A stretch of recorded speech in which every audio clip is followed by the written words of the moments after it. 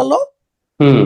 అంతకుముందు ఈ విధంగా అర్చకుడి మీద పెత్తనం ఉందా ఆ రోజున? అర్చకుడి మీద ఎవడు పెత్తనం చేసేవాడు కదే.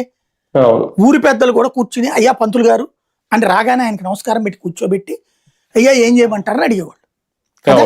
ఇవాళ అర్చకుడిని అవహేళన చేసే స్థాయిలో అధికారం ఉన్నాడు, రాజకీయ నాయకుడు ఉన్నాడు. ఈ మొత్తానికి కారణం నాటి మిరాసి వ్యవస్థ రద్దు. చివరికి వాళ్ళ పంతుళ్ళు లేని పరిస్థితి తెచ్చారు.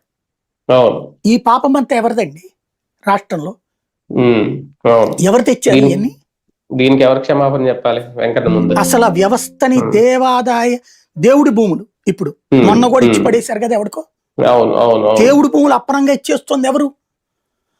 దేవుడికి దేవాదాయ శాఖని అదొక క్యాజువల్ గా వాడేస్తూ అక్కడేమో అపచారం. అతను భయపడ్డాడు. వాస్తవంగా ఒక మాట ఒప్పుకోవాలి, Rajasekhar Reddy Jaganmohan Reddy Christians, no doubt at all.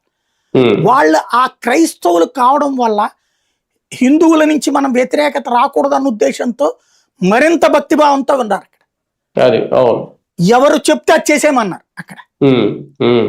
ఆ సందర్భంగా ఎవరన్నా స్వార్థానికి పనిచేస్తే అది వాళ్ళ పాపం అంతే. వాళ్ళుగా అయితే అది చెడగొట్టాలనుకోవాలి అక్కడ. ఇంకొంచెం దానికి ఇది చేశారు. ఎందుకు? మనం హిందువులమే కాబట్టి మన గుడికి మనం చెప్పుకునేది ఏంట్లే అనుకున్న వీళ్ళని కంటే కూడా క్రిస్టియన్ కాబట్టి